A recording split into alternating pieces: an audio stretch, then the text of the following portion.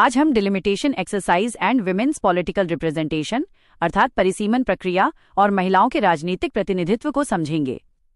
यह विषय भारतीय लोकतंत्र, संघवाद और महिला सशक्तिकरण तीनों से जुड़ा हुआ है, इसलिए परीक्षा और समसामयिक घटनाओं की दृष्टि से अत्यंत महत्वपूर्ण है। सबसे पहले समझते हैं डिलिमिटेशन क्या होता है। डिलिमिटेशन का अर्थ है लोकसभा और राज्य विधानसभाओं के निर्वाचन क्षेत्रों की सीमाओं का पुनर्निर्धारण करना। इसका मुख्य उद्देश्य 1 पर्सन 1 वोट 1 वैल्यू के सिद्धांत को लागू करना है, ताकि प्रत्येक नागरिक के वोट का समान महत्व हो। डिलिमिटेशन के संवैधानिक आधार अनुच्छेद 82 और अनुच्छेद 170 हैं। अनुच्छेद 82 के अनुसार प्रत्येक जनगणना के बाद संसद डिलिमिटेशन एक्ट बना सकती है, जबकि अनुच्छेद 170 राज्यों की विधानसभाओं से संबंधित है। महत्वपूर्ण संशोधनों में 42वां संविधान संशोधन 1976 और 84वां संविधान संशोधन 2001 शामिल हैं, जिनके माध्यम से लोकसभा सीटों के पुनर्वितरण पर रोक को आगे बढ़ाया गया। अब बात करते हैं डिलिमिटेशन कमीशन की। यह एक स्वतंत्र और शक्तिशाली निकाय होता है। इसके अध्यक्ष सामान्यतः सर्वोच्च न्यायालय के सेवानिवृत्त या वर्तमान न्यायाधीश होते हैं। मुख्य निर्वाचन आयुक्त और संबंधित राज्यों के निर्वाचन आयुक्त भी इसके सदस्य होते हैं। ये निर्वाचन क्षेत्रों का पुनर्निर्धारण करता है, सीटों का आवंटन तय करता है तथा अनुसूचित जाति और अनुसूचित जनजाति के लिए आरक्षित सीटों का निर्धारण करता है।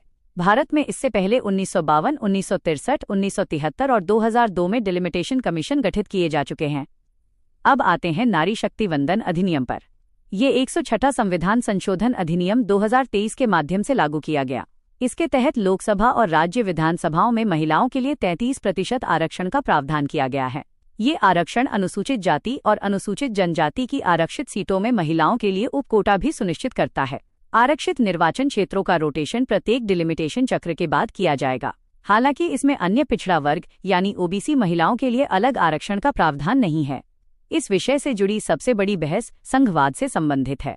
दक्षिणी राज्यों का तर्क है कि उन्होंने जनसंख्या नियंत्रण में सफलता प्राप्त की है, इसलिए यदि केवल जनसंख्या के आधार पर सीटों का पुनर्वितरण हुआ तो उनकी राजनीतिक हिस्सेदारी अपेक्षाकृत कम हो सकती है। दूसरी ओर लोकतांत्रिक सिद्धांत कहता है कि बढ़ती जनसंख्या वाले क्षेत्रों को उचित प्रतिनिधित्व मिलना चाहिए। इसीलिए मुख्य बहस डेमोक्रेटिक इक्वालिटी बनाम फेडरल बैलेंस की है।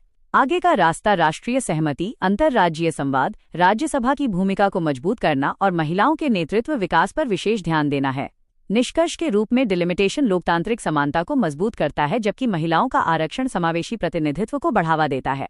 भारत के सामने चुनौती है कि लोकतांत्रिक न्याय, महिला सशक्तिकरण और संघीय संतुलन के बीच उचित सामंजस्य स्थापित किया जाए। धन्यवाद।